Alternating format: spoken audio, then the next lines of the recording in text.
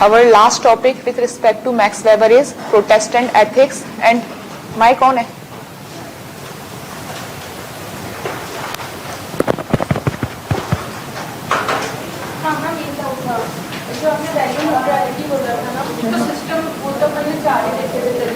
हाँ हाँ हाँ हाँ हाँ value neutrality value neutral these are others. 4 तो मेजर थे, उनके अलावा हैं value neutrality, value frank, value relevance, others के हैं. तो जस्ट आपको कीवर्ड पता होना चाहिए क्या होते हैं, इनका मतलब क्या होता है बस.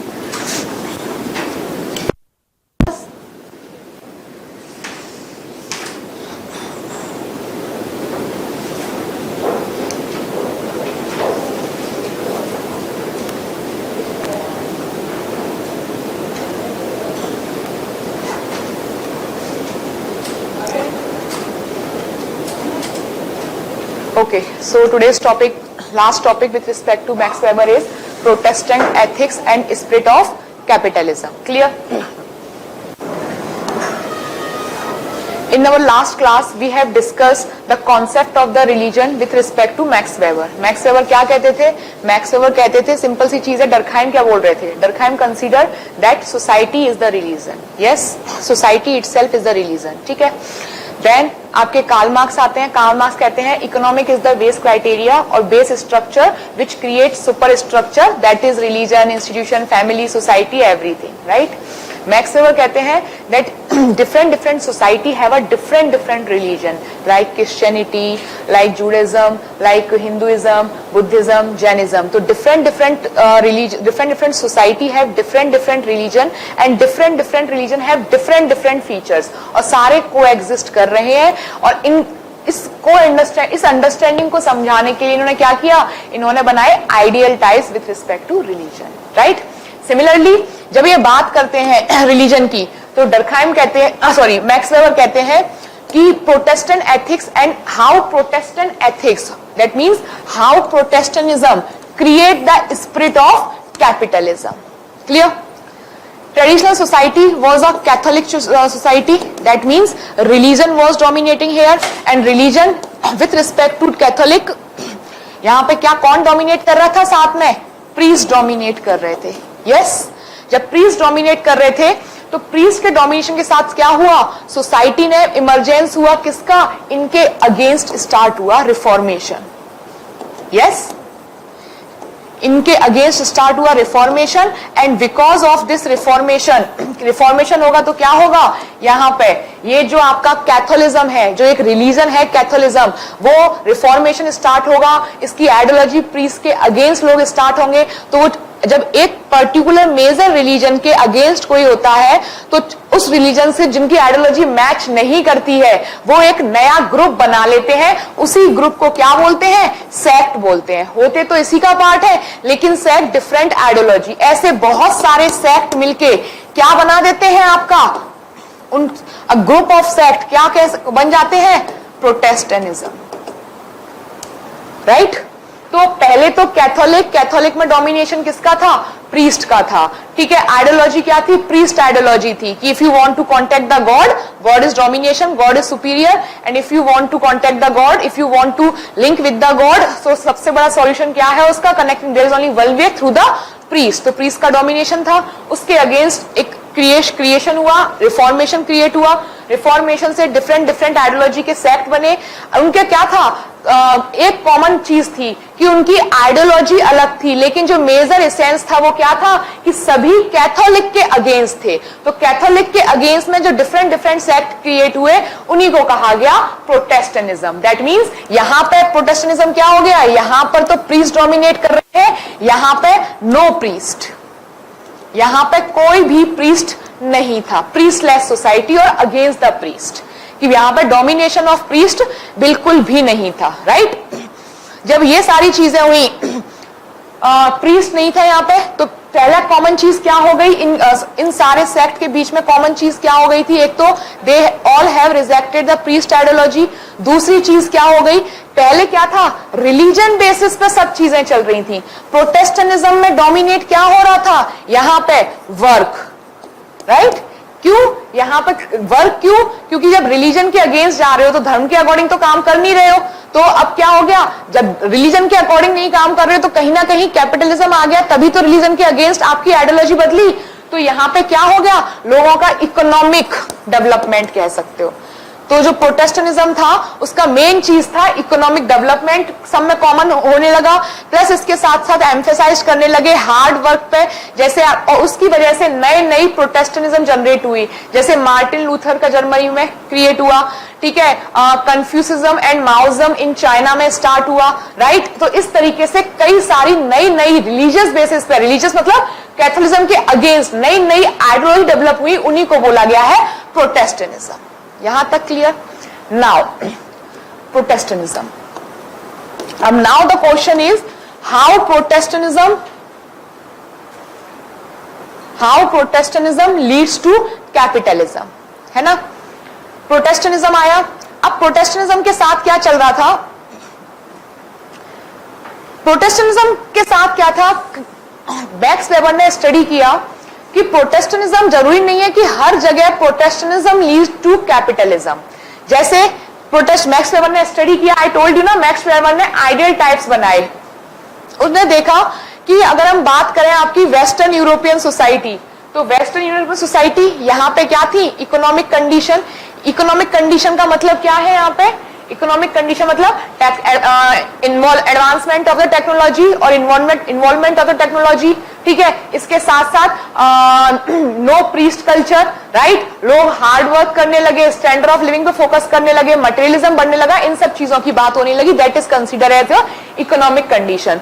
तो वेस्टर्न इकोनॉमिक सोसाइटी में क्या था, आपका इकोनॉमिक कंडीशन थी। इकोनॉमिक कंडीशन की वजह से क्या हुआ, यहाँ पे प्रोटेस्टेंट एथिक्स आया, और प्रोटेस्टेंट एथिक्स की वजह से क्या हो गया, आपका कैपिटलिज्म आ गया, ठीक है।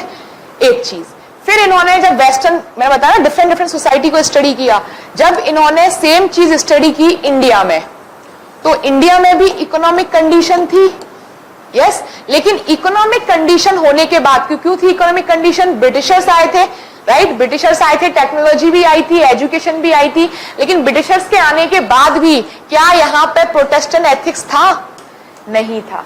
उनके लिए तो रिलीजन सुप्रीम था, तभी तो ब्रिटिशर्स से लड़ाई लड़ रहे थे वो। क्यों, revolt of 1857, the major cause क्या था, वो उनके रिलीजन को, हाँ, वो उनके रिलीजन को क्या कर रहे थे, अबॉलिश कर रहे थे। रिलीजन की जो बेसिक रिचुअल्स हैं, जो कारतूस वगैरह ऐसा बताया जा रहा था कि इसमें क्या है, एनिमल की वो फैट, हाँ, एनिमल की स्किन से एंड ऑल, राइट। तो कहीं ना कहीं प्रोटेस्टेंट एथिक्स नहीं था, और इसीलिए यहां पर इंडिया में भी कैपिटलिज्म नहीं आया। तो सोचो, सेम चीज है कि वेस्टर्न सोसाइटी में क्या था, इकोनॉमिक कंडीशन थी, इकोनॉमिक कंडीशन से प्रोटेस्टेंट एथिक्स आया और उसने कैपिटलिज्म क्रिएट किया। इंडिया में भी सेम सिचुएशन थी, लेकिन प्रोटेस्टेंट एथिक्स आया ही नहीं, इकोनॉमिक कैपिटलिज्म नहीं आया। फिर ये बात करते हैं चाइना, चाइना को भी इन्होंने स्टडी किया।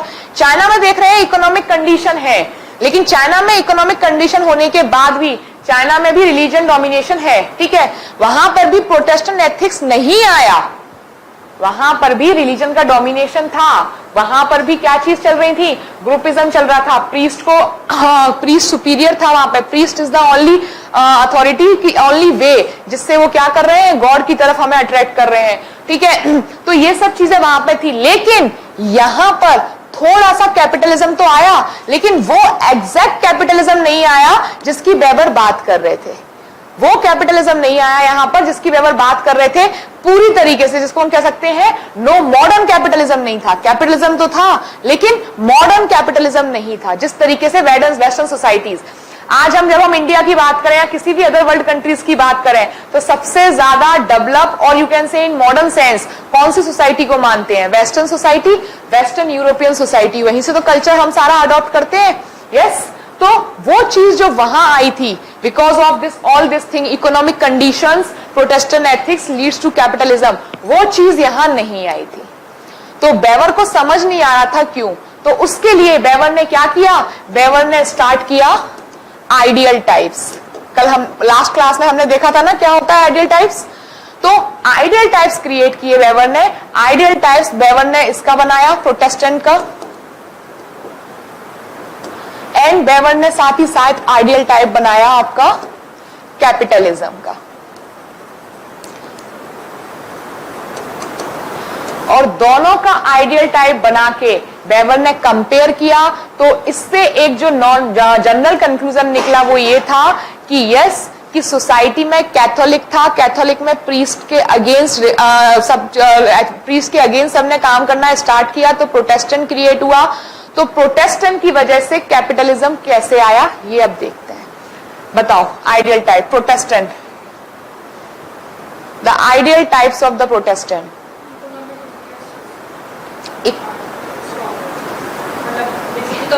तो ये कैपिटलिज्म का हुआ या प्रोटेस्टेंट का हुआ?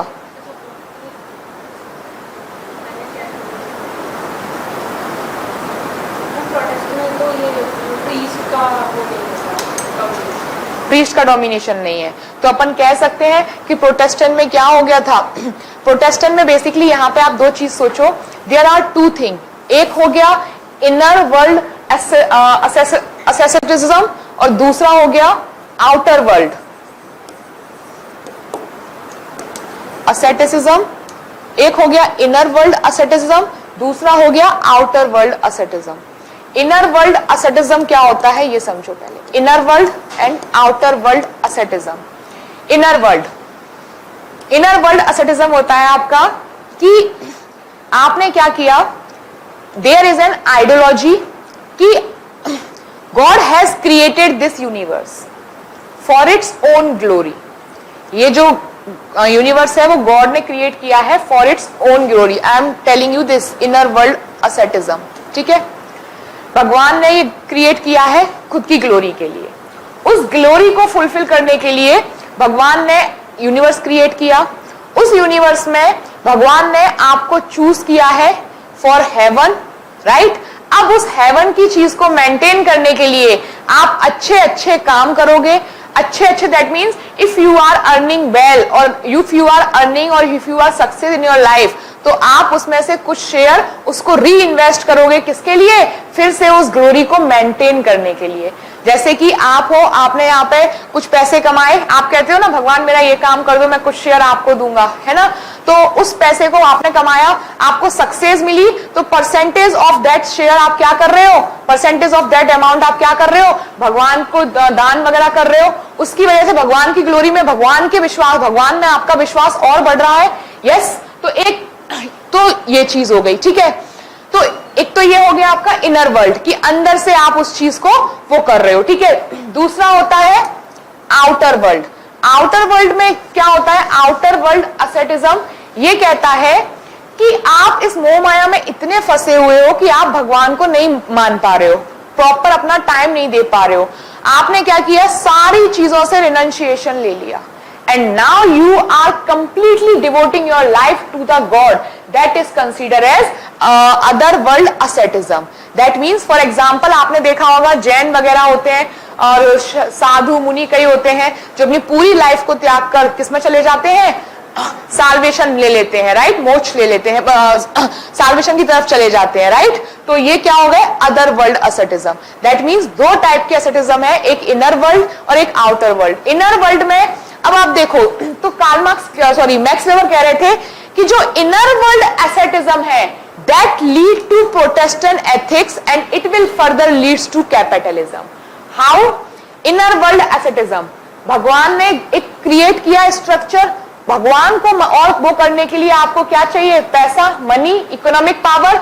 तो इकोनॉमिक पावर होगी तभी तो भगवान ने आपको सक्सेस कर दिया, तभी तो आपने पैसा आया, पैसा आया तो आपने भगवान की और ग्लोरी की, तो आप और ट्रेड बढ़ा रहे हो और इन्वेस्टमेंट कर रहे हो, उससे क्या हो गया, कैपिटलिज्म, राइट। क्यों, यहाँ पे यू नीड मनी, है ना, भगवान की ग्लोरी को बढ़ाने के लिए।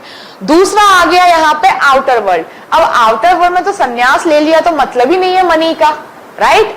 तो यहाँ पे ये कह रहे हैं कि वो सोसाइटी यहां जहां पर आउटर वर्ल्ड asceticism था वहां पर कैपिटलिज्म क्रिएट नहीं हुआ, उसका रीजन था आउटर वर्ल्ड asceticism।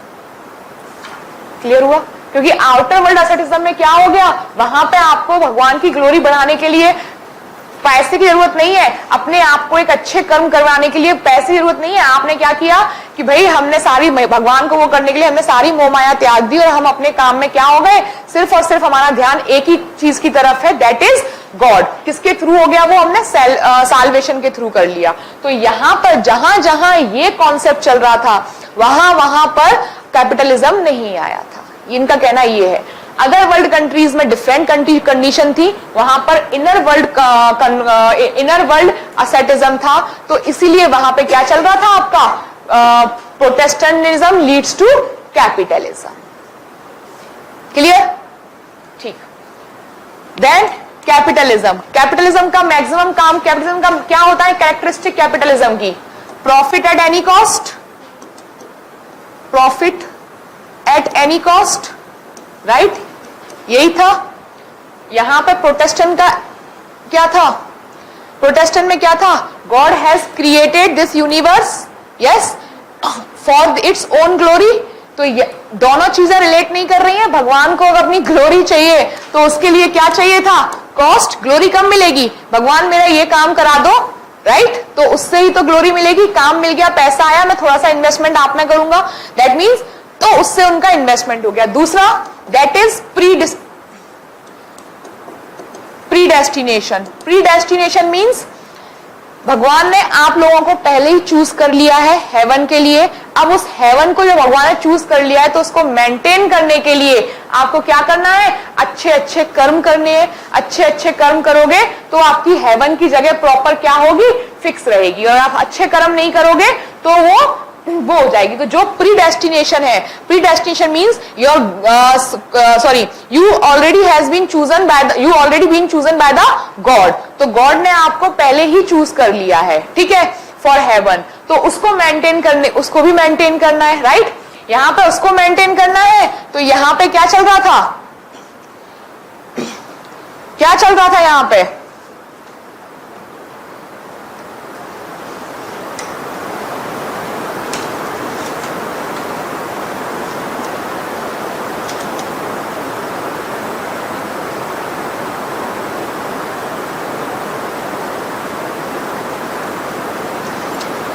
जब भगवान ने आपको चूज कर लिया है तो यहां पे क्या चल रहा था कैपिटलिज्म में? साथ ही साथ कि ऑल द पीपल, कैपिटलिज्म में क्या था?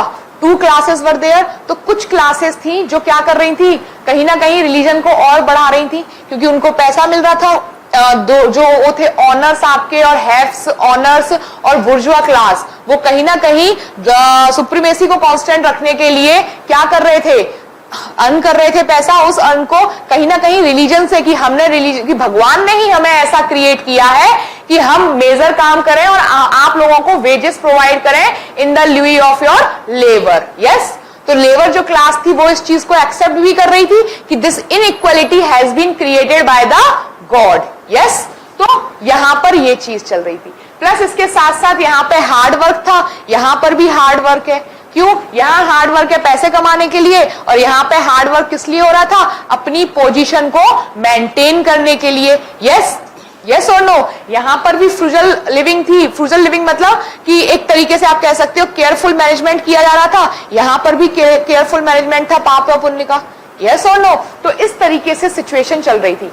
दोनों के आइडियल टाइप्स को मिला के ये एक लिंक क्रिएट करते हैं कि जो चीज यहां थी वही चीज ये लेकर आ रहा था। That means the characteristics of the Protestants lead to the characteristic of capitalism. So can be say the Protestantism leads to the rise of capitalism, yes.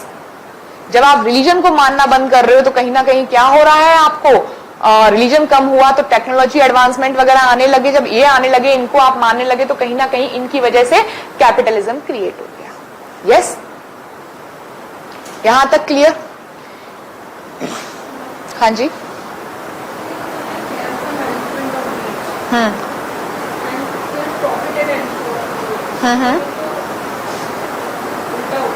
नहीं, careful management of living. Living in the sense careful management of living का मतलब ये हो गया फ्रूजाइल living. कई बार क्या होता है कैपिटलिज्म की बात कर रही हूं मैं, केयरफुल मैनेजमेंट ऑफ लिविंग। तो कई बार क्या होता है कि कई बार नहीं, मैक्सिमम कैपिटलिज्म में ये होता है, कैपिटलिज्म में they have a standard of living, but उस स्टैंडर्ड ऑफ लिविंग को मेंटेन करने के लिए उनको बहुत सारी चीजें मैनेज करनी होती है, द मैनेजमेंट ऑफ लिविंग जिसको बोला जाता है। क्या सिमिलरली यहां पर भी सेम चीज नहीं है? यहां पर भी अब समझ आया? यहां पर भी वो उनको प्रॉपर मैनेजमेंट करना पड़ता है, सैक्रेड और profane you can say, right? अगर सैक्रेड और प्रोफेन को मैनेज नहीं करेंगे तो उनके एक टाइम के बाद सैक्रेड किस में कन्वर्ट हो जाएगा? प्रोफेन में कन्वर्ट हो जाएगा। चलो मैं आपको एक चीज एग्जांपल देती हूँ, अपना अपना बताना इंडिविजुअल। आपके बहुत सारे पुण्य है, द सैक्रेड थिंग, और आपका एक पाप है, द प्रोफेन।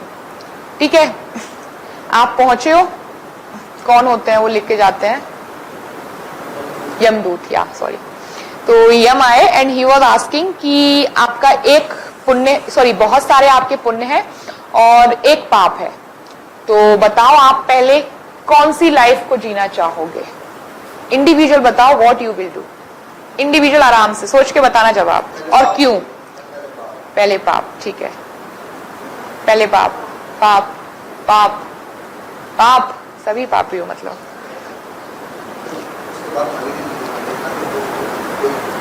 I'll do पहले पुण्य। अब मैं बताती हूँ, let me explain the ideology. मैंने इसलिए बोला था सोच के देना।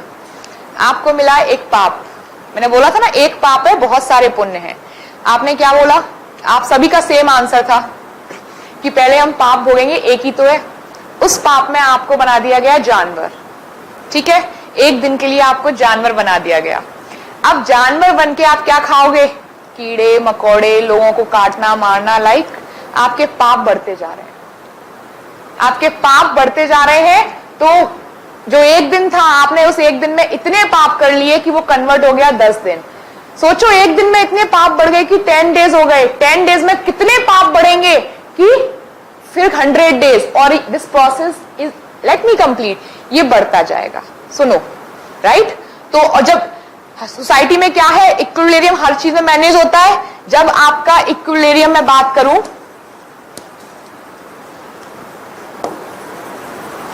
जब मैं इक्विलिब्रियम की बात करूं तो आपका एक था, ये 99 थे। जब ये बढ़ रहे हैं, ये प्लस हो रहे हैं, तो ये माइनस होंगे। तो एट एक टाइम ऐसा आएगा इक्विलिब्रियम में कि ये 0 हो गए और ये आपके 100 हो गए। आपने पहले पाप लिया, ठीक है। नाउ मैं क्या कर रही हूं, मैंने पहले फर्स्ट प्रायोरिटी मेरी सैक्रेड की थी। मैं पहले अपने पुण्य को एंजॉय कर रही हूं, और उस पुण्य को एंजॉय करते हुए मैंने इतने पुण्य और किए। मुझे लग्जरी लाइफ, अच्छा सब कुछ मिल रहा है पुण्य को एंजॉय करने के लिए। मैंने और पुण्य किए, और पुण्य किए, मैंने इतने पुण्य कर दिए कि जो मेरा एक पाप था वो खत्म ही हो गया। विथ टाइम वो खत्म ही हो गया। Which is better now? अब आप बताओ क्या कहना। कौन सी कंडीशन? अरे ये कंडीशन मैं थोड़ी ना दूंगी। अरे तो ये अब आप सोचो ना, एक बार नरक में पहुंच गए तो नरक में पहुंच के तो गलत ही काम करोगे कि नहीं करोगे? कौन से अच्छे काम करोगे? नरक में अच्छे काम होते हैं क्या? नहीं तो अच्छे होते तो लोग क्यों बोलते कि हम नरक में नहीं जाएंगे? तो ये तो, यही तो आपका लॉजिक था, आपको लगाना था। लेकिन आपने क्या, मैं इसी जन्म के लिए पूछ रही हूँ। हाँ जाओ जियो। यहाँ पे एक पुण्य, यहाँ पे पुण्य थे तो आपको बोला गया कि आप देखो, आइडियोलॉजी आप अभी भी नहीं समझे, समझ गए ना? तो मेरा कहने का मतलब यही है, आपने क्यों चुना था प्रोफेन? आपको लगा एक है, जल्दी खत्म करो, फिर तो लाइफ, यही था ना कन्वर्शन, कि फिर तो लाइफ लग्जरी निकलेगी। हाँ, मैं मतलब वही चीज कह रही हूँ कि थिंक बिफोर यू स्पीक, कि क्या इसके कौन कौन से नोशंस हो सकते हैं। क्या इसमें कुछ रॉकेट साइंस था? बहुत ही इजी कॉन्सेप्ट था। क्या समझा रही थी मैं इसके साथ? तो कहने का मतलब यही है कि इस तरीके से आपका Protestant ethics leads to spirit of capitalism. तो जहां जहां पर आपका क्या था, जहां जहां पर आपका इनर वर्ल्ड असेटिज्म था, वहां पर कैपिटलिज्म क्रिएट हुआ, और जहां जहां पर आउटर वर्ल्ड असेटिज्म था, वहां पर capitalism create, modern capitalism create नहीं हो पाया। ठीक है। अब बेवर ने एक कॉन्सेप्ट और दिया था, कॉजल प्लूरलिज्म। बेवर ने क्या बोला था? हर चीज के पीछे एक रीजन नहीं होता, मल्टीपल रीजंस आर देयर। तो बेवर कहते हैं that spirit and materialism both are interlinked. दोनों चीजें मैटर करती हैं for the rise of the capitalism.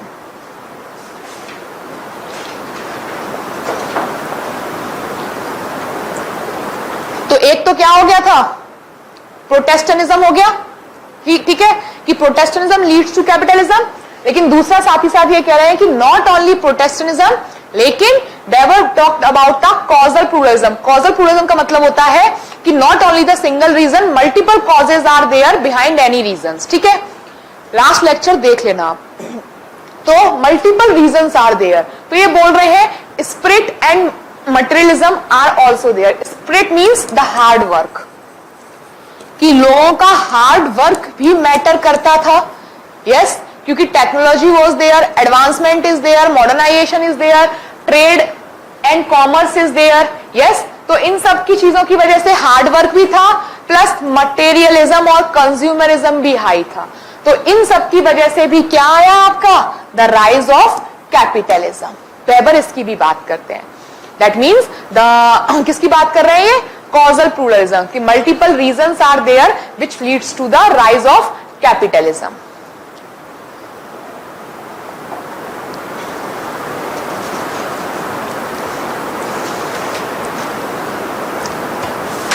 इसके साथ साथ बेवर ने अलग अलग कंट्रीज में अलग अलग रिलीजन को स्टडी किया, और अलग अलग रिलीजन को स्टडी करते हुए बेवर ने सारे रिलीजन के ऑलमोस्ट आइडियल टाइप्स बनाए, और उससे ये जानने की कोशिश की कि why capitalism did not rise in such societies.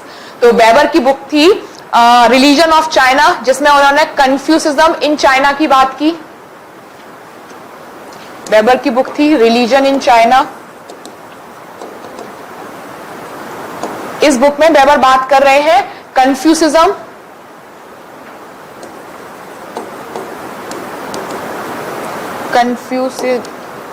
कन्फ्यूसिज्म in China.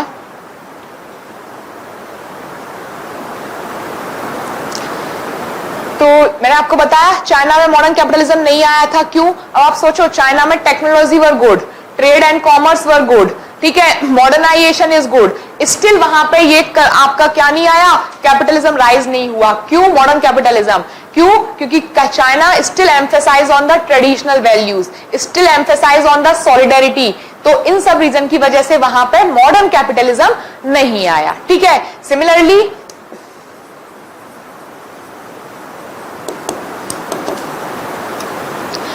Weber की बुक थी रिलीजन इन इंडिया, जिसमें उन्होंने बात की है हिंदुइज्म की।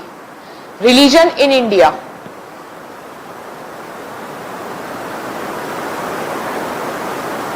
रिलीजन इन इंडिया, जिसमें इन्होंने स्टडी किया था कौन सा रिलीजन, हिंदू रिलीजन। तो हिंदुइज्म इन इंडिया, जिसमें ये बात कर रहे थे कि जो cycle of birth and rebirth ये चलता रहता है, कर्म, धर्म, मोक्ष, काम, पुनर्जन्म, ये सब की साइकिल चलती रहती है। ये क्या करती है, ये प्रिवेंट करती है कैपिटलिज्म को राइज करने से, बढ़ने से।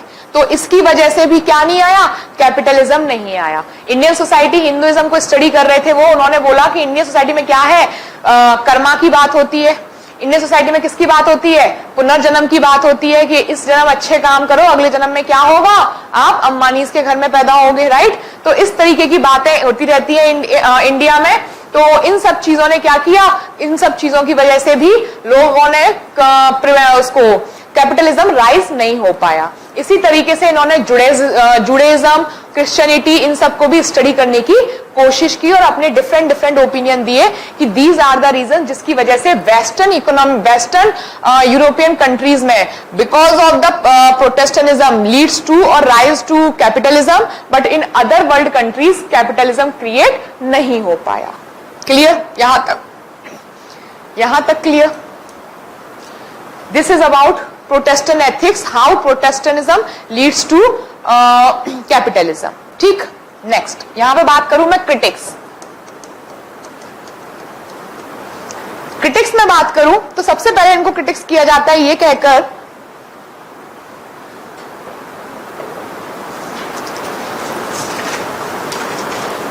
इनको सबसे पहले ये कहकर क्रिटिक्स किया जाता है कि बेवर ने रिलीजन को स्टडी करने के लिए जो कॉन्सेप्ट उठाया था वो कॉन्सेप्ट बहुत नैरो था।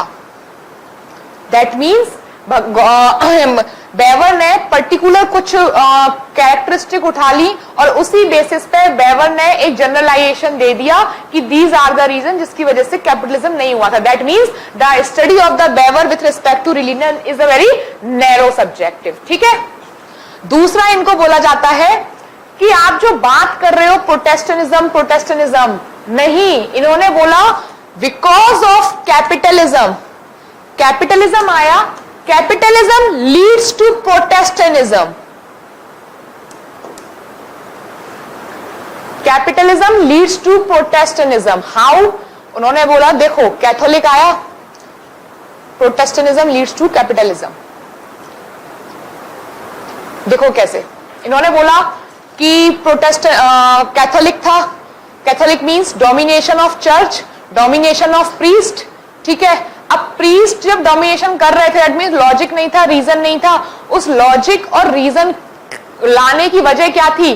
Technology advancement. तो टेक्नोलॉजी आया तभी तो कैपिटलिज्म आया. और जब कैपिटलिज्म आ गया, टेक्नोलॉजी की वजह से कैपिटलिज्म था. टेक्नोलॉजी आ गई, ये आ गया, तभी तो लोगों में हिम्मत आई, फाइनेंशियल लोगों को समझ में आया इकोनॉमिक थिंग्स.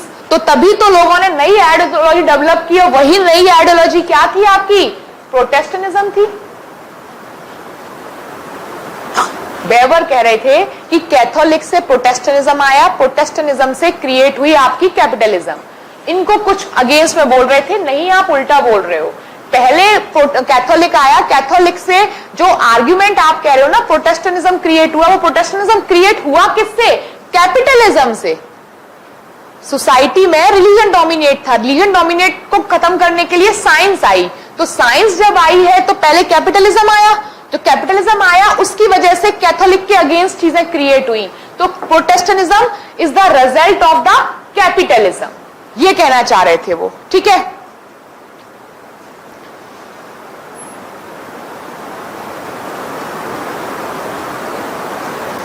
क्लियर.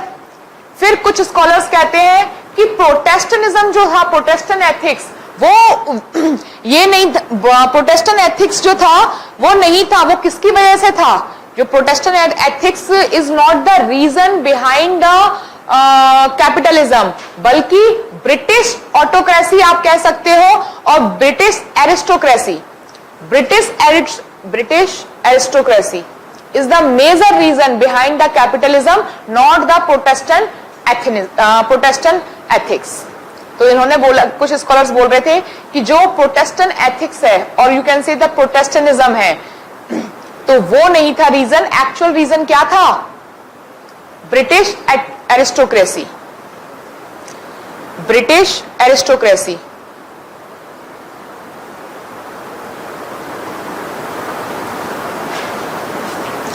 देन ये कह रहे हैं कि आप जो बात कर रहे थे डॉक्ट्राइन ऑफ कॉलिंग, कि भगवान चूज करता है, भगवान सब करता है, तो ही वॉज लाइक कि ट्रेडिशनल सोसाइटी से भी पहले भगवत गीता आ चुकी थी, तो आप उसमें नया क्या बता रहे हैं?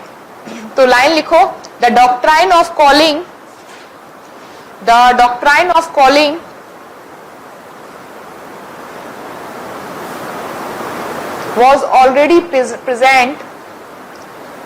was already present among Catholics. Was already present among Catholics. Example Bhagavad Gita. तो जो आप बात कर रहे हो कि कैथोलिक्स में ये था, वो था, गॉड चूजन करते हैं, रिलीजन ये था, वो बोल रहे हैं ये सब चीजें तो पहले ही थी. भगवत गीता सबसे पुरानी है, सबसे पहले आ चुकी है, राइट, एंशियंट टाइम से. तो वो चीजें तो पहले ही नहीं चल रही है. आप क्या बता रहे हो? भगवत गीता क्या कहती है? कर्म करे जाओ, फल की इच्छा मत करो, और कर्म के अकॉर्डिंग आपको फल मिलेगा. तो बात तो वही हो गई. ये आप जो नया बता रहे हो वो तो कैथोलिक में भी था. तो how Catholic has been changed into Protestantism, वो तो आपकी थ्योरी समझ ही नहीं आ रही है हमें. जो चीज आप कह रहे हो प्रोटेस्टेंटिज्म में था, वो चीज तो कैथोलिक में भी तो थी. यस और नो? तो these are some critics with respect to the Max Weber, right. So with respect to Max Weber, we have discussed first the ideology of Max Weber. Max Weber क्या बात करते हैं? Max Weber कहते हैं कि जो individualism है, that is supreme individualism, और उसका बिहेवियर क्रिएट करता है क्या? Social action. ठीक है. फिर अपन ने इसकी थ्योरी स्टडी की, सोशल एक्शन. सोशल एक्शन क्या था कि सोशल एक्शन के लिए दो और दो से ज्यादा इंडिविजुअल चाहिए, 2 और more individual should be there. वो क्या करें, गोल ओरिएंटेड टुवर्ड्स अदर होना चाहिए, इसके अलावा उस गोल का कोई मतलब और सिग्निफिकेंस होना चाहिए, right. So these are some characteristics on the basis of that there are 4 types of, नहीं था, how many types of social action, कौन कौन से, कौन कौन से, वॉट, जेड, वर्ट rational, affective rational, traditional and जैक रेशनल, ठीक है। तो 4 type of social action. Then ये बात करते हैं, there are some methodology Weber की, कि on the basis of that they study this social action and all, right. कौन कौन सी थी, द फर्स्ट इज वर्सेहन अप्रोच, अंडरस्टैंडिंग, ठीक है। Second is ideal types, third is comparative analysis, fourth is causal, casual नहीं कॉजल, स्पेलिंग याद रखना, कंफ्यूज मत हो जाना कैजुअल और कॉजल में, है ना। कैजुअल CASUAL नहीं, वो नहीं है, अपन को पढ़ना है कॉजल CAUSUAL, है ना। तो कॉजल प्लूरलिज्म एंड अदर्स में भी हम बात करें तो value neutrality, value relevance, these are some others, ठीक है। देन इसके बाद we have discussed power, under power 2 types of power, legitimate power, illegitimate power. Legitimate power की बात करें तो अथॉरिटी, इलेजिटिमेट कोएर्सन जो फोर्सफुली आ रही है। अथॉरिटी के अंदर we will discuss authority, types of authority, traditional authority, charismatic authority and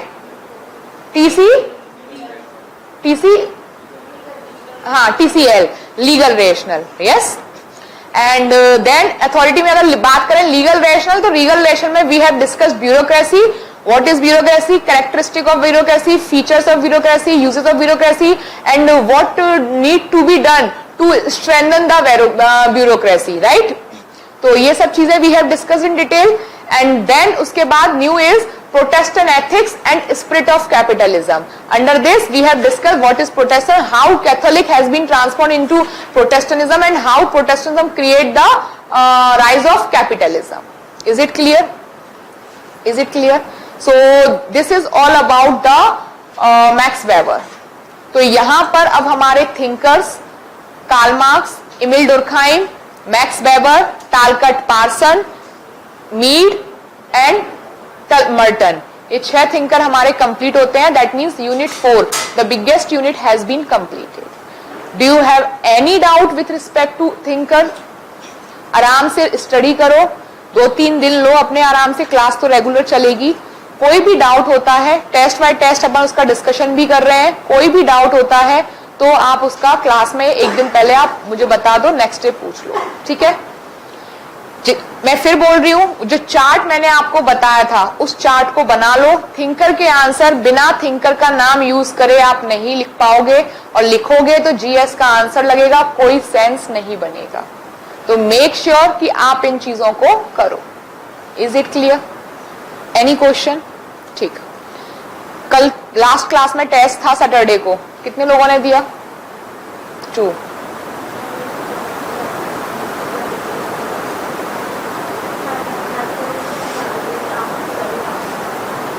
बहुत बढ़िया।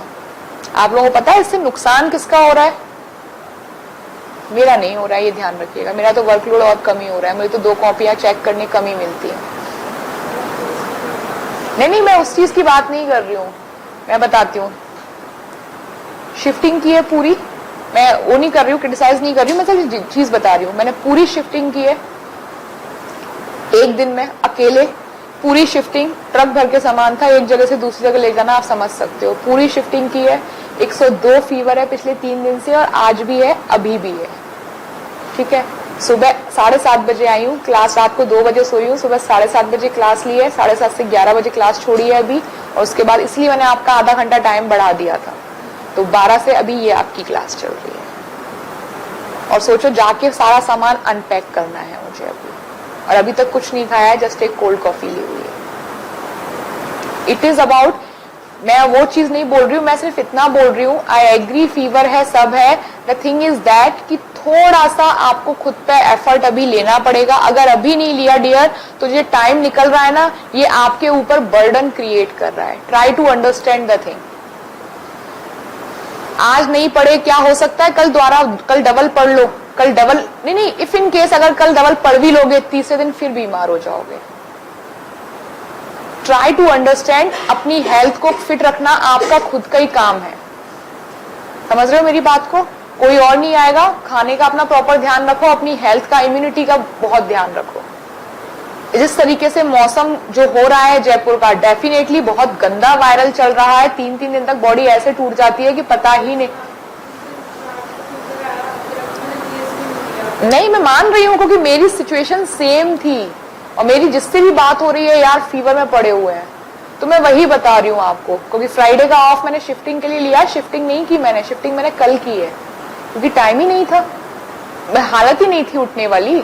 तो वही चीज मैं बोल रही हूँ, धीरे धीरे धीरे बस पैक कर लिया। तो ट्राई टू अंडरस्टैंड, आज नहीं करोगे कल लोड बढ़ेगा, कल नहीं करोगे लोड आगे और बढ़ेगा, तो वो चीज आपके ऊपर है। ठीक है, तो यहां पर अपने ये खत्म होते हैं थिंकर्स का चार्ट बनाओ। नहीं समझ आए मुझसे पूछो, और अगर तब भी वो है नहीं बन रहा है तो सब म्यूचुअली मुझसे बोलो, मैं हेल्प कर दूंगी बनवाने में। लेकिन उसको बना लो, इट विल डेफिनेटली हेल्प, चीजों को लर्न करने में बहुत हेल्प करेगा। जब आपको रिवीजन करना है ना, बस वो 2 पेज थिंक करके रिवाइज करने हैं। आपको पता है सोशल एक्शन क्या है, लेकिन सोशल एक्शन उसमें क्या डिफरेंस है, बस वो देखना है। टालकट पार्सन भी सोशल एक्शन की बात कर रहे थे, बेवर भी कर रहे थे। पार्सन कह रहे थे इंडिविजुअल हो सकता है, बेवर बोल रहे हैं नहीं, यू नीड 2 और मोर पर्सन। क्लियर? तो इस तरीके की चीजें अब सारे थिंकर हो गए हैं। अब इन थिंकरों को आपस में कंपेयर करना स्टार्ट करो कि इस थिंकर ने अगर सोसाइटी के लिए ये बोला, रिलीजन के लिए ये बोला। अब देखो मैक्स वेबर रिलीजन पे बिल्कुल डिफरेंट थे, राइट? और कार्ल मार्क्स अलग है और आपके वो तो बिल्कुल ही अलग है, इमिल डुर्कहाइम। तो वही चीज अब इनको पढ़ना स्टार्ट करिए आप। ठीक है, कंपेयर करके करना है। मैंने कंपैरिजन हर उसमें बताया है साथ ही साथ, तो अब कंपैरिजन करके रीड करना स्टार्ट करिए। ठीक है, मेरी तरफ से थिंकर पे आपको 100% दिया गया है। कंटेंट आपने नोट्स देखे हैं, कहीं से कुछ कमी लग रही है? इनफ है? ठीक है। In next class we will start unit 5th stratification and mobility. In next class unit 5th start करेंगे। अब unit 2nd और 3rd छोड़िए, बिल्कुल लास्ट में करेंगे उनको अपन। ठीक है, क्योंकि अब वो लिंक नहीं है किसी भी चीज से। तो 2nd और 3rd डायरेक्ट है, रट्टाफिकेशन है, कॉन्सेप्ट वाली अभी क्लियर चल रही है। तो बीच में अगर लेना होगा तो 2nd ले लेंगे, फिर 3rd ले लेंगे। रट्टाफिकेशन यूनिट है पूरी, कुछ नहीं है उनमें। तो अपन यूनिट लेंगे 5th stratification and mobility upon start करेंगे। ठीक है, Now we will start discussion with Emil Durkheim. Test का डिस्कशन है। आप लोगों में से किसी के पास पेपर डर्कहाइम का?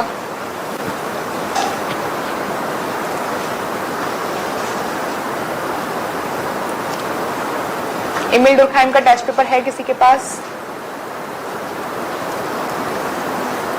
नहीं है? मेरे पास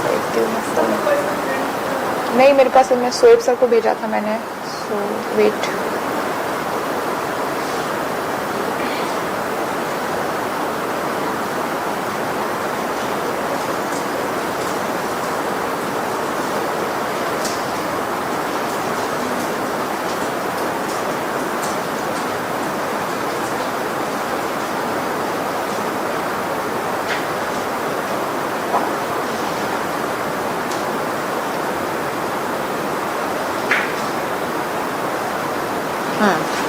है मेरे पास है।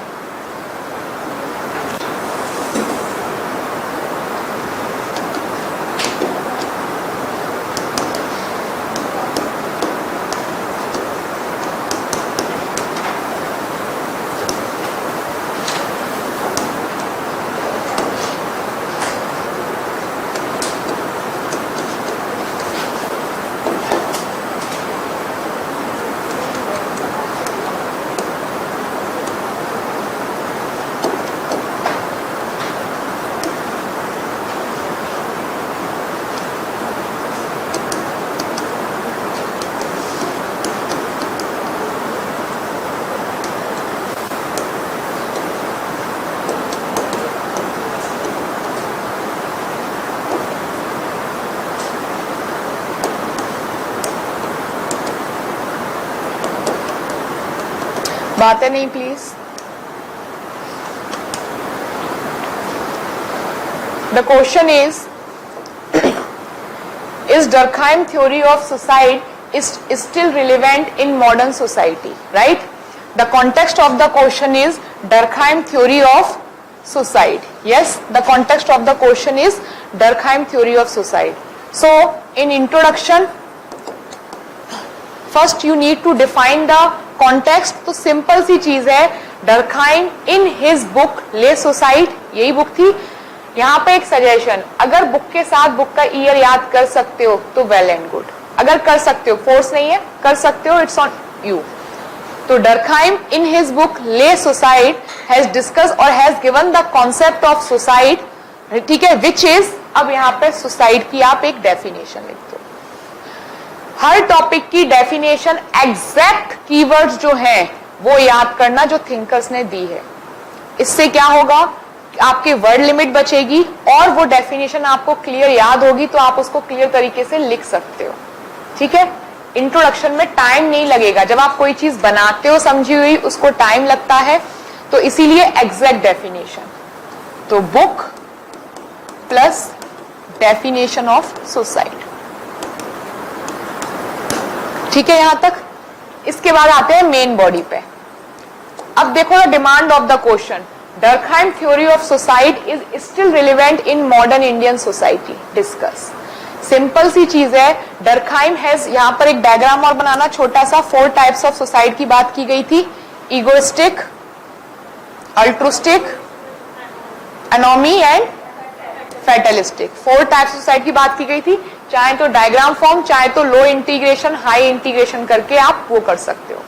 डायग्राम के साथ आपको ये चीज यहां भी करनी होगी. क्यों बता रही हूं, ये तो एक जनरल आपने ग्राफिकल रिप्रेजेंटेशन दे दिया अपने आंसर में क्रिएटिविटी लाने के लिए.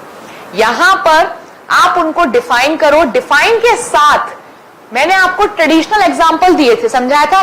उसके बाद मैंने आपको मॉडर्न कंटेम्पररी इंडिया में कितने सारे एग्जाम्पल दिए थे. Farmer suicide, young women suicide, Kota student suicide.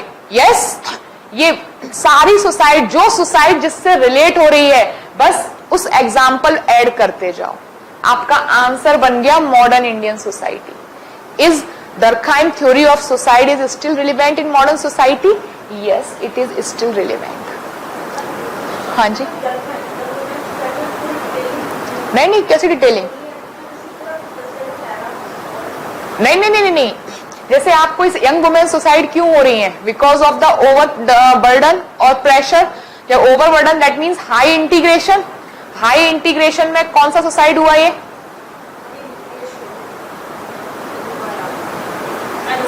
अनोमी, पक्का अनोमी. ठीक है, तो हाई इंटीग्रेशन में अगर अनोमी सुसाइड हो रहा है, सोचो सोचो. यस,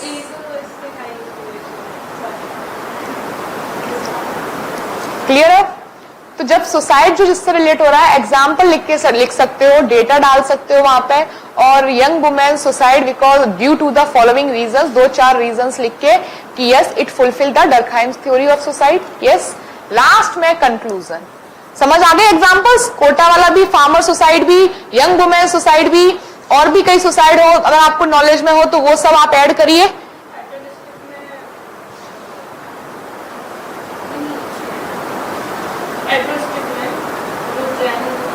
हाँ मॉन्ग, तो आज साल्वेशन वगैरह जो ले रहे हैं नए, हाँ बिल्कुल बिल्कुल, वो इस तरीके की, वो भी एक तरीके से सुसाइड हो रही है, तो वो भी आप जैनिज्म वाला भी ऐड करोगे उसमें. ठीक है, तो प्रेजेंट कॉन्टेक्स्ट में जो चीजें चल रही हैं वो सब. एक तरीका ये हो गया. दूसरा तरीका हो गया, आपने ये चार्ट बना दिया टाइप्स ऑफ सुसाइड. उसके बाद आप नहीं समझ पा रहे हो, रिलेट नहीं कर पा रहे हो कौन सा सुसाइड में है. सिंपल सा मेन बॉडी में in present context many suicide related to many suicides fulfil the concept of Durkheim theory of suicide. They are as. अब आप वुमेन के एग्जाम्पल 3-4 लाइन में समझाओ जो आप बात कर रहे थे. फार्मर का 3-4 लाइन में समझाओ. देन कोटा स्टूडेंट का 3-4 बार में समझाओ कि because of the low integration with the family and high burden, high pressure with respect to society, उसकी वजह से सुसाइड हो रहा है. ठीक है, फिर वो जैनिज्म वाला आप समझाओ. तो ऐसे 4-5 एग्जाम्पल आप दोगे, कम से कम 5. ये एग्जाम्पल देने के बाद आप एक कंक्लूजन लिखोगे. कंक्लूजन में कुछ नहीं लिखो, अगर कुछ समझ में नहीं आ रहा है तो एक सिंपल सी लाइन लिख दिया करो कि इन present context the Durkheim theory of suicide is still relevant. Clear? क्या था इस आंसर में? It is easy, high integration. हाँ हाँ मैंने देखा था, आपका डेटा लिखा था, तो मैं बोला ना डेटा भी लिख सकते हो, लेकिन किसी ने भी ये चार्ट नहीं बनाया था। मतलब 2 पेज देने के बाद भी जगह नहीं है। अच्छा, किसी ने बनाया था ये हाई इंटीग्रेशन लो इंटीग्रेशन करके, ये विच इज गुड, किसी एक ने बनाया है, बट इन द सेंस कि जगह थोड़े से वर्ड लिमिट कम करो, है ना, लेकिन कोशिश करो। This is the creativity. ये कहीं ना कहीं आपको मार्क्स एक्स्ट्रा दिलाने में, हाफ मार्क्स में हेल्प करेगा। Is it clear? समझ में आया? क्या हुआ, पेन ठीक है अभी हो रहा है? तो फिर एसी के सामने क्यों बैठे हो? क्या हो गया था, एक्सीडेंट बाइक से?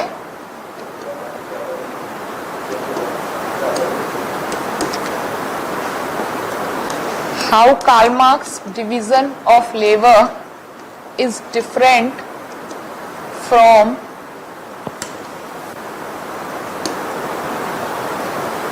Durkheim division of labor.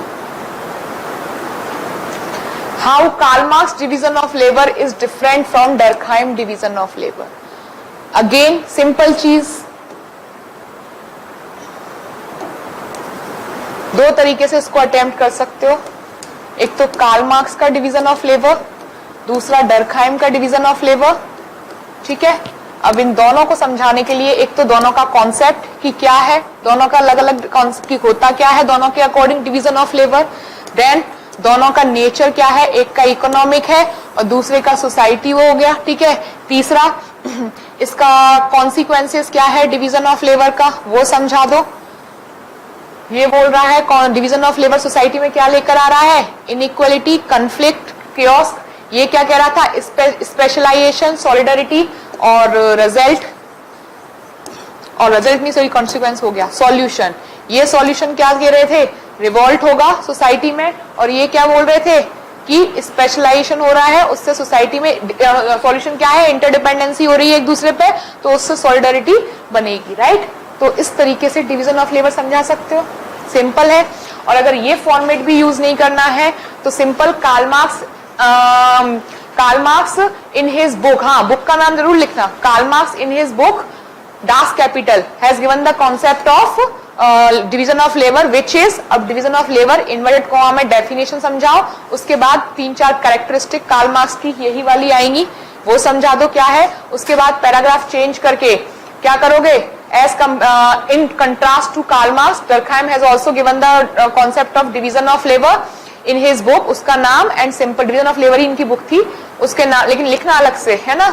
और जब भी ये बुक का नाम अगर श्योर हो, पहले तो गलत पता हो तो लिखना ही मत, और श्योर हो तो उसको अंडरलाइन कर दो तुरंत की तुरंत। ठीक है, और डेफिनेशन वगैरह कोशिश करो कि इन्वर्टेड कॉमा में लिख पाओ।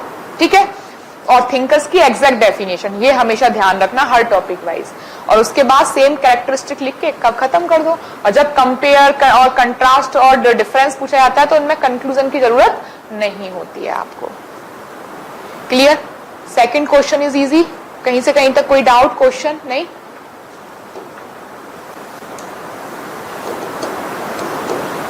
क्वेश्चन नंबर 3,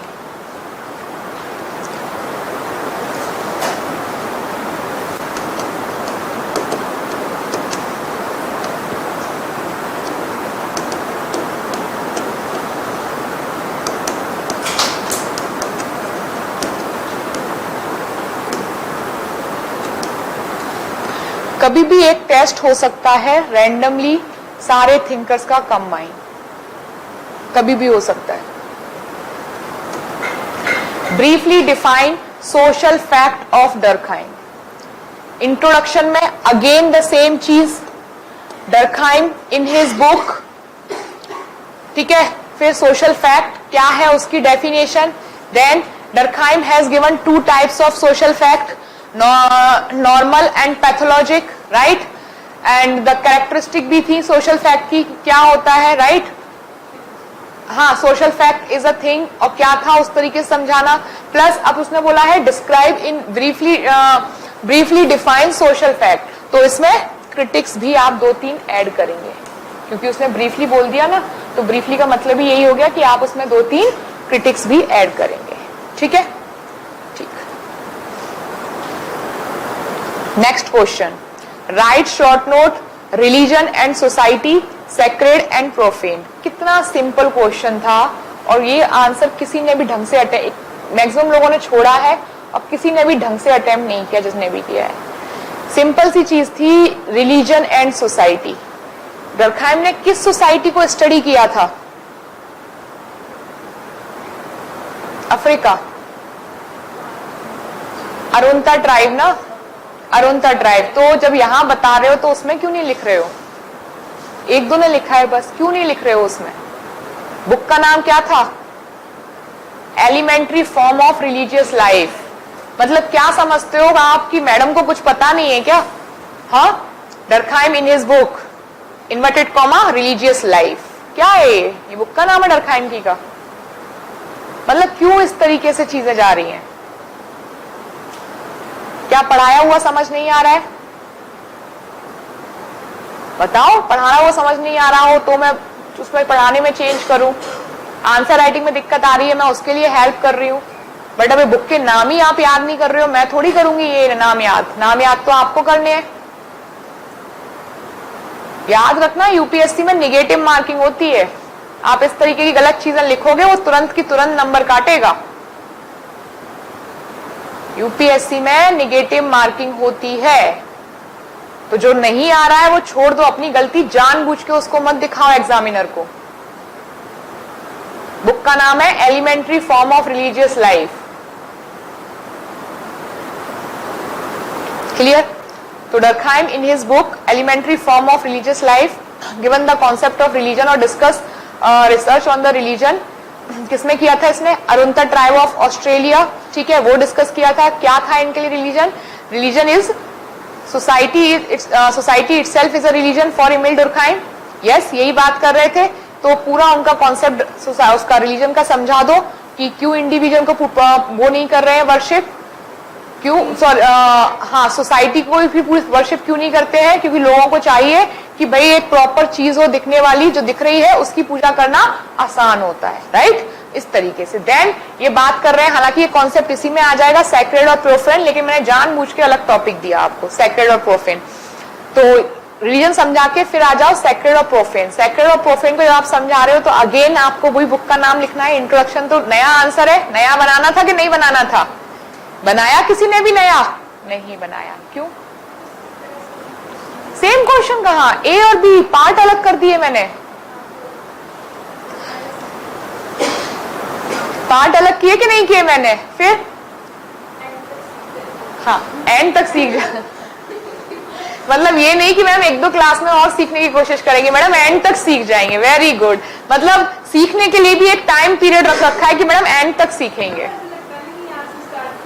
हर आंसर को अपने आप में अलग रखो। पहला दूसरा आंसर अगर सेम सोशल फैक्ट पे भी पूछा जा रहा है ना, पहला क्वेश्चन भी सोशल फैक्ट, दूसरा भी सोशल फैक्ट, दोनों लिंक नहीं है। आप एक इंडिविजुअल, हर आंसर को इंडिविजुअल एक्ट करो।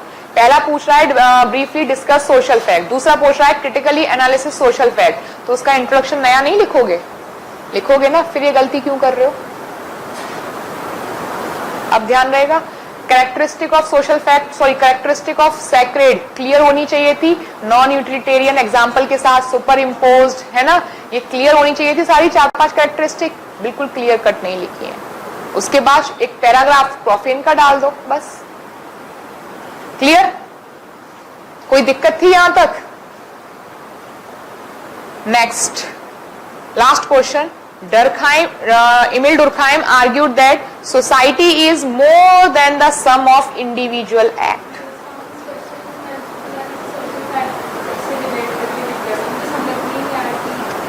क्वेश्चन क्या पूछ रहा है? क्वेश्चन बात कर रहा है Durkheim argued that society is more than the sum of individual act. Discuss. Simple सा कॉन्सेप्ट था, इसमें एमिल डुर्कहाइम बात कर रहा है। एमिल डुर्कहाइम का क्रक्स क्या था, थ्योरी का एसेंस क्या था? एमिल डुर्कहाइम कह रहे हैं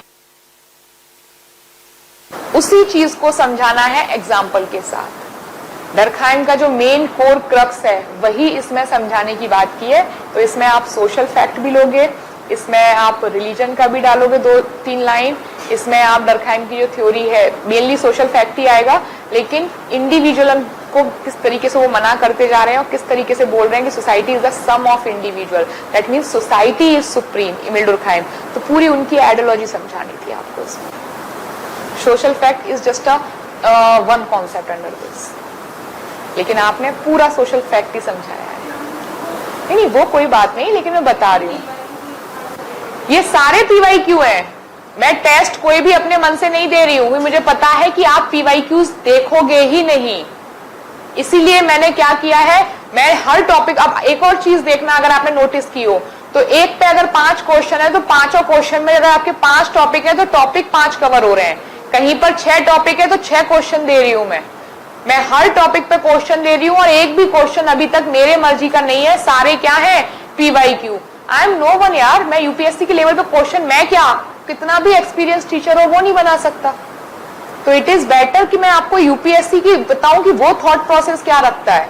तो सारे क्वेश्चन PYQs चल रहे हैं हर टेस्ट के अभी तक, है ना। तो सिंपल सा क्वेश्चन था, सिर्फ डर्कहाइम की आइडियोलॉजी समझानी थी आपको, वो भी नहीं समझा पाए। Clear? So this is all about test with respect to Durkheim discussion. ठीक है, किसी को कोई डाउट है डुर्कहाइम में? कोई डाउट नहीं है, क्लियर है? तो अब बताओ डुर्कहाइम का चार्ट बना लिया या नहीं? नहीं बना, आपने बना लिया, 2 टॉपिक के बनाए हैं, आगे के कंप्लीट करो।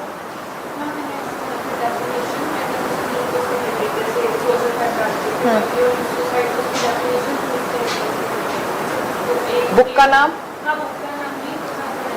हाँ, वो और क्रिटिक्स का जो मेन थिंकर का नाम है वो, हाँ ऐसे ही बनाना था आपको। इससे क्या होता है, चीजें याद रहती हैं। अब आपको जब रिवाइज करना है तो अगर वो चार्ट आपको लर्न है ना, तो थ्योरी इजीली याद हो जाती है आपको। क्लियर? चलो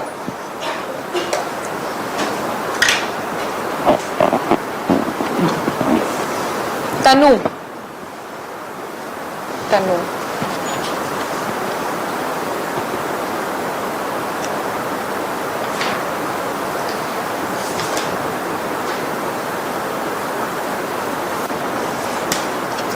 आपने जो फर्स्ट क्वेश्चन लिखा था डर्कहाइम वाला, सुसाइड वाला, वही आपने टाइप्स ऑफ सुसाइड समझाए नहीं है। अच्छा ये बताओ, Durkheim theory of suicide is still relevant, ठीक है मान लिया। सोशल फैक्ट की कैरेक्टरिस्टिक क्या थी? CEGI, constant, external, generalisation and independent. Interdependent और इंडिपेंडेंट, इंडिपेंडेंट, राइट। थ्योरी में कहां से आ गई है? सुसाइड में कहां से आ गई है? सुसाइड में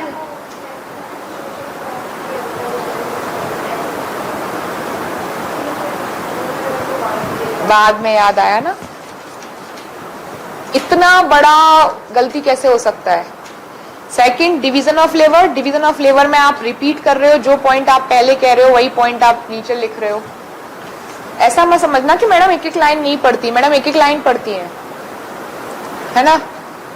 देन आपने समझा दिया टाइप्स, मटेरियल, नॉन मटेरियल। वो उसने क्वेश्चन क्या दिया है? क्वेश्चन क्या था? Briefly discuss. ब्रीफली का मतलब क्या होता है? हर चीज आप जो लिख रहे हो उसको ब्रीफ करिए, डिफाइन करिए प्रॉपर।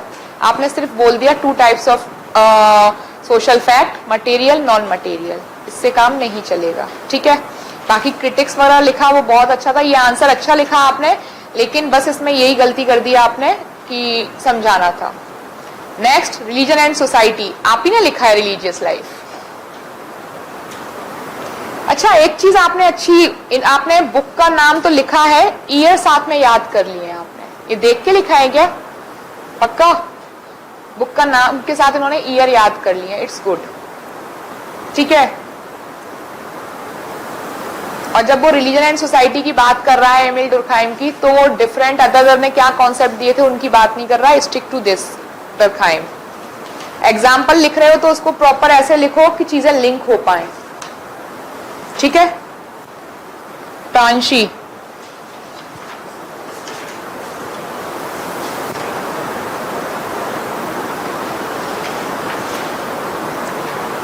आपका डर्कहाइम का टेस्ट अच्छा लिखा हुआ है,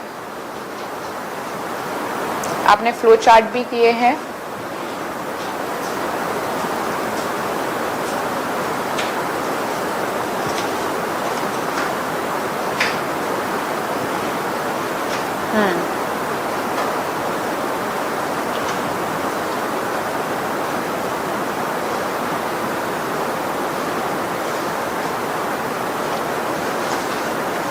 एक आंसर को छोड़ के, ये डिवीजन ऑफ फ्लेवर कंपैरिजन, इसको छोड़ के आपके सारे आंसर्स अच्छे लिखे हैं आपने।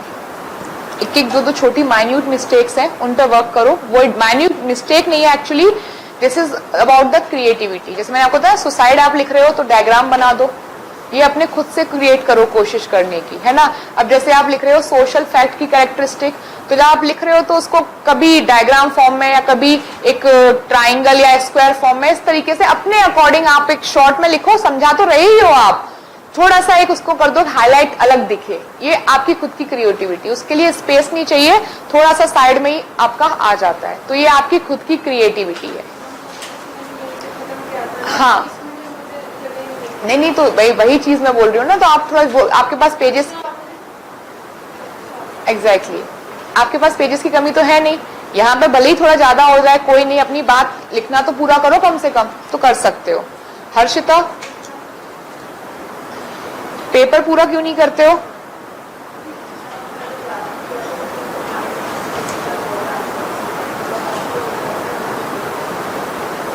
मतलब सामने वाले पे एहसान कर दो, कंटेम्प्ट नहीं मैं वो नहीं कह रही हूँ, सामने वाले पे एहसान कर दो कि हमने टाइप्स ऑफ सुसाइड वगैरह सब समझा दिया, अब हम कंटेम्प्रेरी में 5 एग्जाम्पल कीवर्ड में डाल देंगे। Kota student, egoistic, younger women, patriarchy, fatalistic. Language की प्रॉब्लम है, लैंग्वेज की प्रॉब्लम है, सेंटेंस मेकिंग नहीं आ रहा है, क्योंकि आगे भी मैंने देखा था आपके सेंटेंस मेकिंग में प्रॉब्लम है। उसके लिए सिंपल सी चीज है, जो आप नोट्स है ना उनको रीड करना स्टार्ट करो। न्यूज़पेपर पढ़ रहे हो तो न्यूज़पेपर में क्या पढ़ रहे हो? हाँ नहीं न्यूज़पेपर में जो मैं बताती हूँ एडिटोरियल की रीड करना स्टार्ट करो आप। जब एडिटोरियल की रीड करोगे तो सेंटेंस मेकिंग धीरे धीरे अपने आप बनना स्टार्ट हो जाएगी। मैं वही कह रही हूँ आपसे, तो एडिटोरियल रीड स्टार्ट करो, आप जो हैंडआउट्स हैं उनको रीड करना स्टार्ट करो, ठीक है। क्योंकि आप चीजें लिख रहे हो लेकिन बस वो लिखने का तरीका जो है ना वो फुलफिल नहीं हो रहा है प्रॉपर पूरी तरीके से।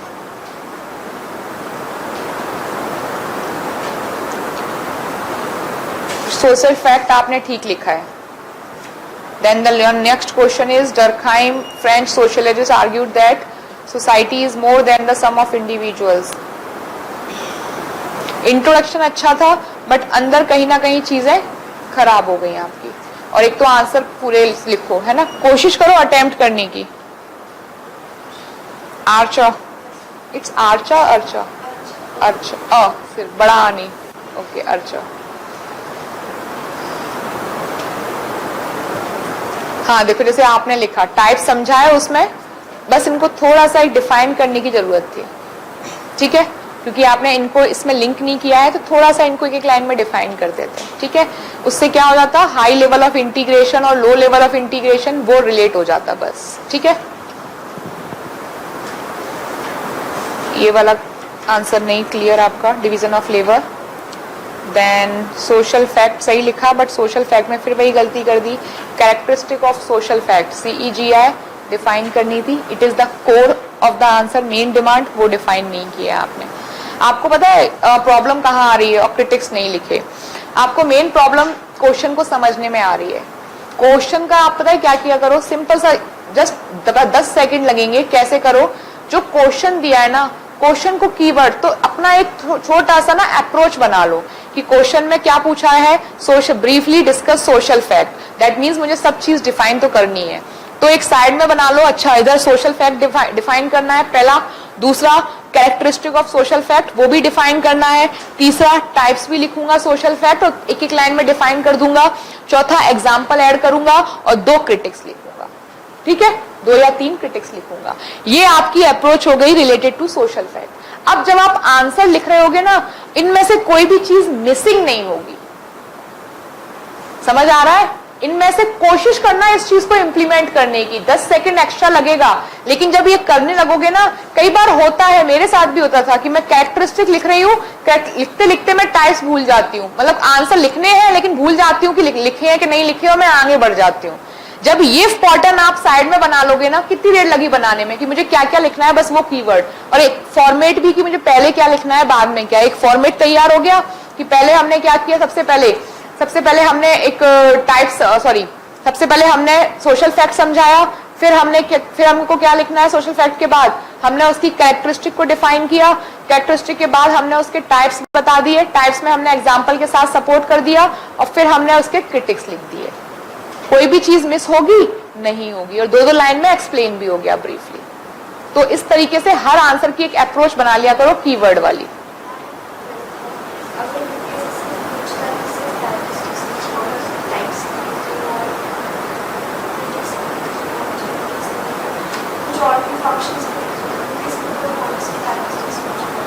मैंने आपसे क्या पूछा क्वेश्चन?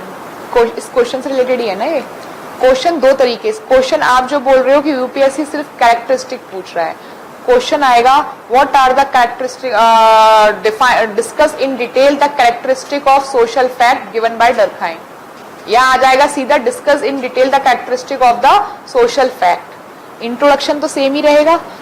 इंट्रोडक्शन में आपको नाम भी देना होगा, that Durkheim in his book given the theory of social fact. फिर वो कैरेक्टरिस्टिक हाईलाइट करो, और वो फिर 4 कैरेक्टरिस्टिक को डिफाइन करो अच्छे से, एग्जाम्पल सपोर्ट करो। ये हो गया जो क्वेश्चन आपने बोला यूपीएससी ने पूछा।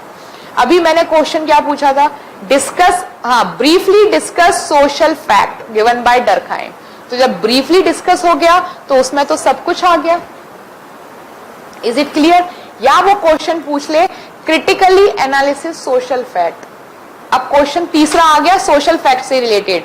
Question is critically analysis social fact. अगर वो इस तरीके का क्वेश्चन पूछ रहा है तो फर्स्ट अगेन इंट्रोडक्शन सेम रहेगा, उसके बाद सोशल फैक्ट की कैरेक्टरिस्टिक एक बॉक्स में या डायग्राम के थ्रू समझा के सीधे आ जाओ, this has been criticised by many scholars.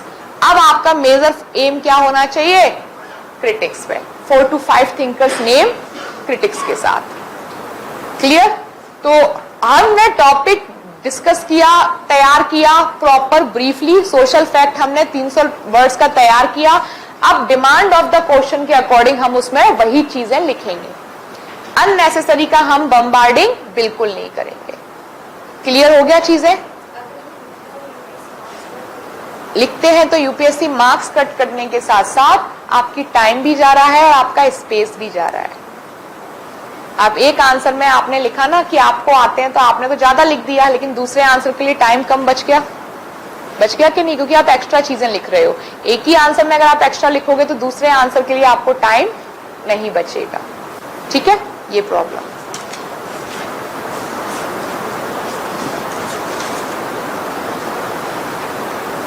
आपने पूरा लिखा नहीं है, पेपर पूरा नहीं किया। Next is Sohail. सोहेल नहीं है। चिन्मय, कौन चिन्मय? अच्छा आप चिन्मय। एक तो हैंड राइटिंग थोड़ा सा इंप्रूव करिए आप।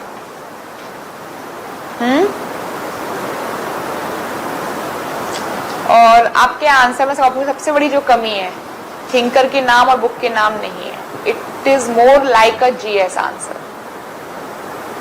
मैंने आपको एक चीज बोली थी, आंसर राइटिंग का कोई मतलब नहीं है अगर फर्स्ट टेस्ट में जो प्रॉब्लम है वो अगर प्रॉब्लम नेक्स्ट टेस्ट में इंप्रूव नहीं की गई है तो कोई सेंस नहीं बनता है। समझ रहे हैं आप मेरी बात को? तो जब इस टेस्ट में आपको पता है, मैं हर बार कह रही हूँ, थिंकर का नाम याद करिए, बुक का नाम याद करिए, तो कम से कम कोशिश करिए उस चीज को।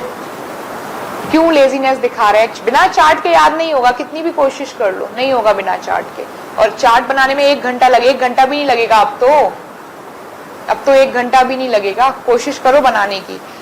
अंडरस्टैंडिंग ठीक है, राइटिंग थोड़ी सी इंप्रूव करने की जरूरत है, और मेजर जो है वो वही है। मैंने आपको क्लियर बताया कि आपके आंसर ठीक है, लेकिन सबसे पहले आंसर में जो प्रॉब्लम आ रही है वो थिंकर्स और बुक का नाम लिखना स्टार्ट करिए। कुंदन, एब्सेंट है। कुंदन कौन है?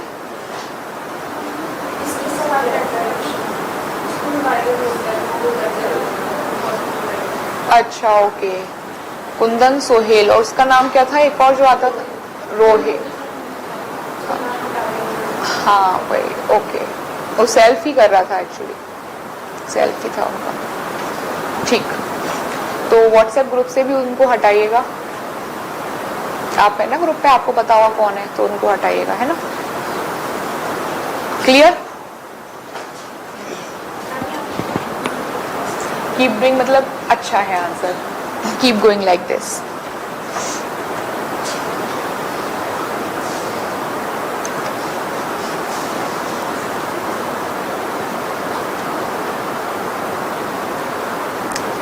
इंप्रूवमेंट करने की कोशिश करिए आंसर्स में।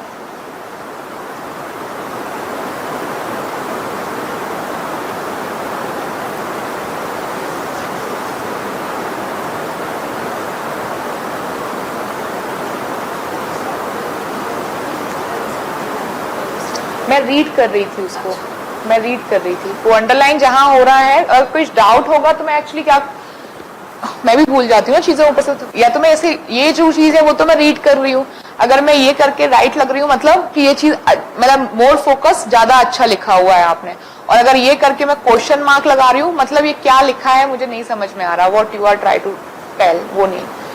तो ऐसा तो नहीं है सिर्फ अंडरलाइन है, तो मतलब मैंने रीड किया है उस तरीके से। ठीक है,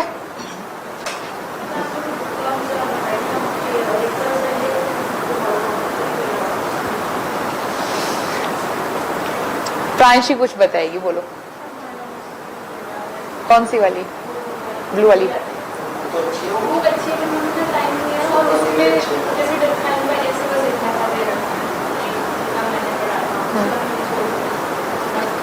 ठीक है, और रिजर सेम ही है। नितिन सांगवान के डायग्राम्स यूजुअली जब मैं समझाती हूँ ना तो मैं खुद से भी क्रिएट कर लेती हूँ, थोड़ा बहुत वहां से भी ले लेती हूँ, इवन मैं इग्नू से भी ले लेती हूँ। मैं यार कितनी बार बोल रही हूँ कि these notes are more than enough. अच्छा फिर नोट्स खोल के देखे?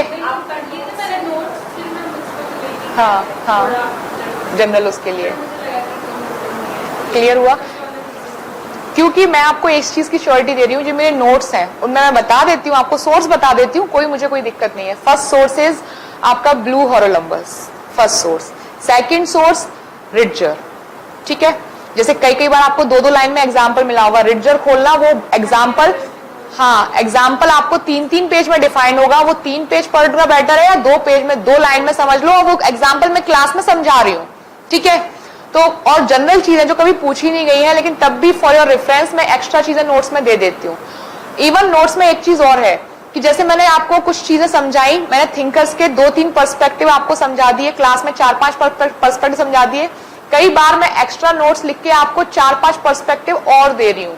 उसका इंटेंशन ये है कि अगर आपको उनमें से कोई अच्छा लग रहा है तो एड ऑन करो, नहीं करना है तो बिल्कुल मत करो।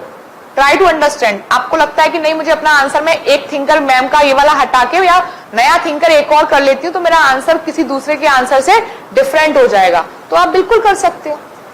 तो फर्स्ट सोर्स जो है वो है मेरा इग्नू का material, second source blue Haralambos, third source Ritzer, थोड़ा बहुत करंट का आप देख, नॉट 100% क्योंकि अब तो वो न्यू अपडेट हुआ नहीं है, तो नितिन सांगवान सर की। देन वो एक्चुअली रिवीजन पर्पज से है, आप उससे रट के पेपर कर सकते हो, जितना रट्टाफिकेशन है अप्लाइड नहीं कर सकते हो आप उससे, ठीक है।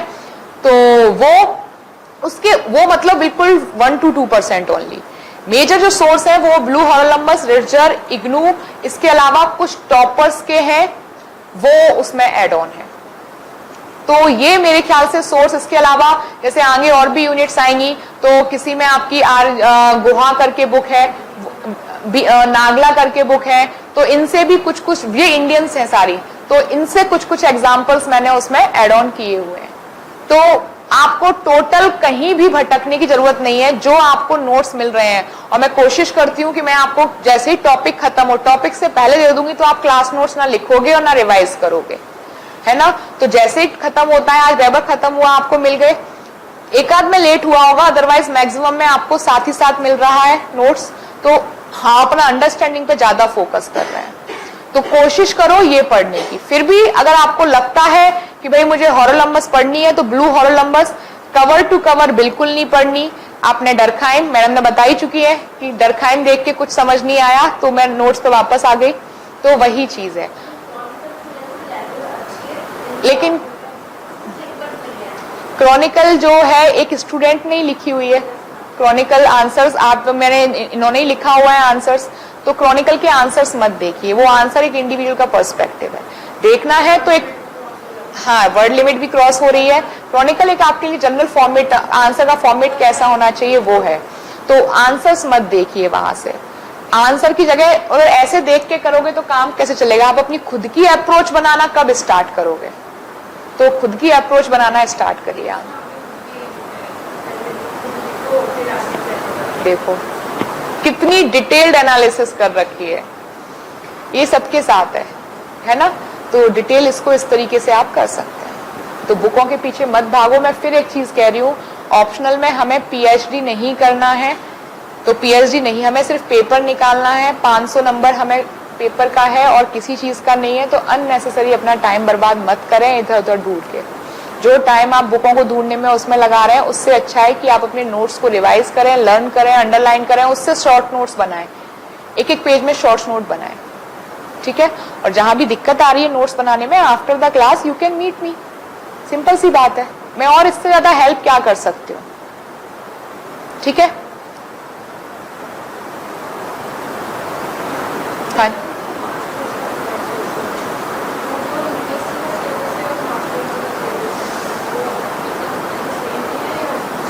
नहीं,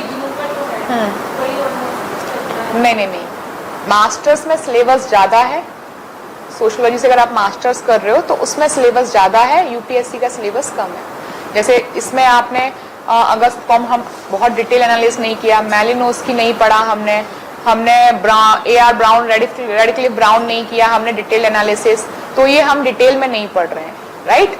जब लेकिन हम वहां पढ़ते हैं तो मास्टर्स में हम बहुत सारा, मतलब ये जो है ना आपका कुछ कुछ टॉपिक बीए के, कुछ कुछ टॉपिक एमए के लेके कंबाइन करके आपका यूपीएससी सिलेबस बना दिया गया है। हाँ, 70% मैच करेगा, 30% आपका जो है, एमए अगर आप कर रहे हो, एमए बीए जो भी मास्टर्स कर रहे हो, हाँ मास्टर्स कर रहे हो, तो मास्टर्स में यूपीएससी का सिलेबस पूरा हो जाएगा, लेकिन मास्टर्स और ज्यादा है, हाँ और ज्यादा है, मतलब 4-5 थिंकर आपको एक्स्ट्रा में पढ़ने पड़ेंगे, ये है मास्टर्स का, ठीक है। पेपर 2, पेपर 1 जैसे ही होगा उसके बाद पेपर 2 इंडियन सोशियोलॉजी पे आ जाएंगे अपन। तो जहां तक मेरी कोशिश है, सितंबर में आपका पेपर 1 कंप्लीट हो जाएगा, है ना। तो इट इज ऑलमोस्ट, कितना कह सकते हैं अपन, दिवाली 31 अक्टूबर है।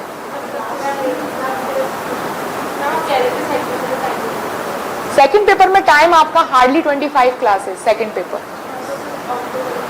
क्योंकि पेपर 1 थिंकर देखो ना कितने टाइम से, यूनिट 4 कितने टाइम से चल रही है, क्योंकि यूनिट नहीं, रियलिटी ये है जितना टाइम 1.5 से 2 महीने आपको पेपर 1 में लगते हैं, ठीक है।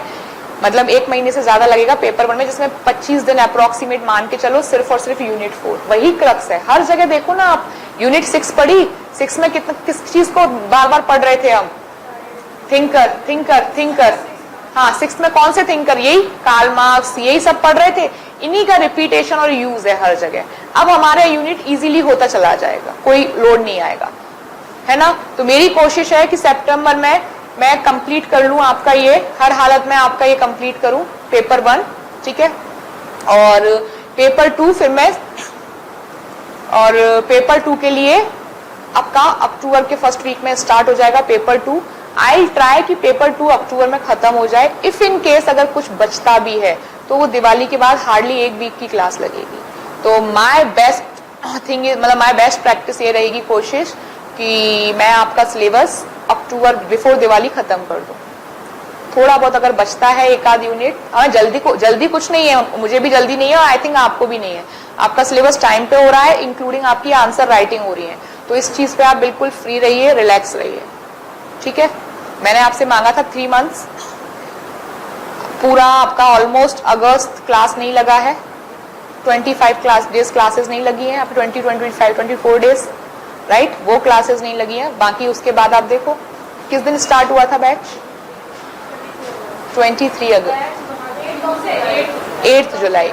तो जुलाई अगस्त हटाओ तो सितंबर अक्टूबर, ज्यादा से ज्यादा अगर मैक्स लेके चलूं मैक्स तो 10 नवंबर, क्योंकि दिवाली आ गई बीच में, अगर तब तक नहीं होता है तो ठीक है यार, टाइम पे तो खत्म हो रहा है, क्या दिक्कत है, क्या दिक्कत है। हाँ, नहीं जाते तो अपना दिवाली से पहले 100%, हाँ 15 अक्टूबर तक खत्म हो जाता आपका। अब हो जाएगा लोड, खत्म होने का लोड मत लो। आप देख रहे हो कहीं मैं भाग रही हूँ किसी भी टॉपिक में, नहीं, मैं बहुत आराम से चल रही हूँ। मैं आपके टेस्ट भी रख रही हूँ इसलिए कि भाई टेस्ट दो, आप टेस्ट ही नहीं दे रहे हो।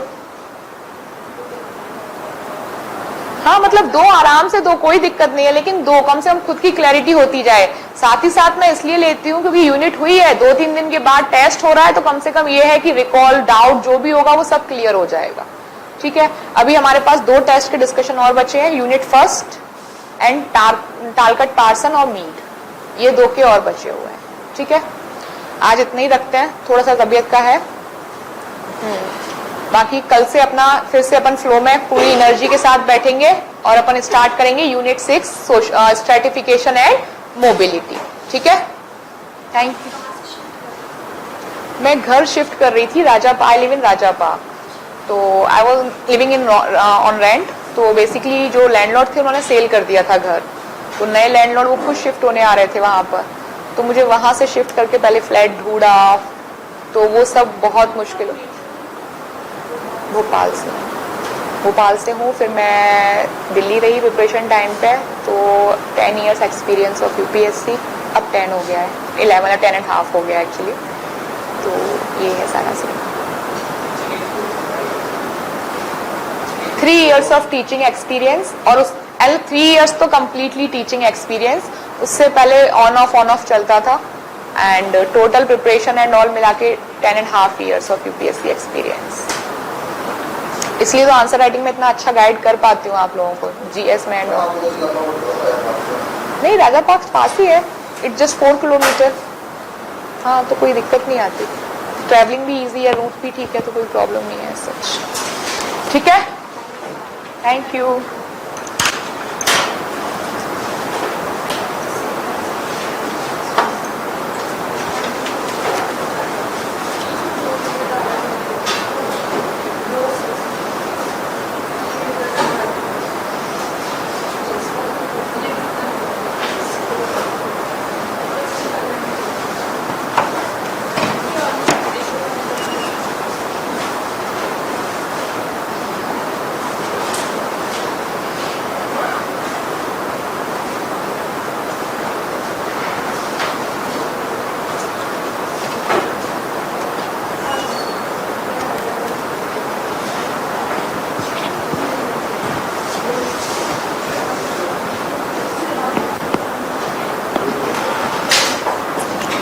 हेलो, कौन? हेलो, कौन बोल रहे हैं? हाँ हाँ, मैंने शिफ्ट कर लिया राजापाक। आपका हो गया?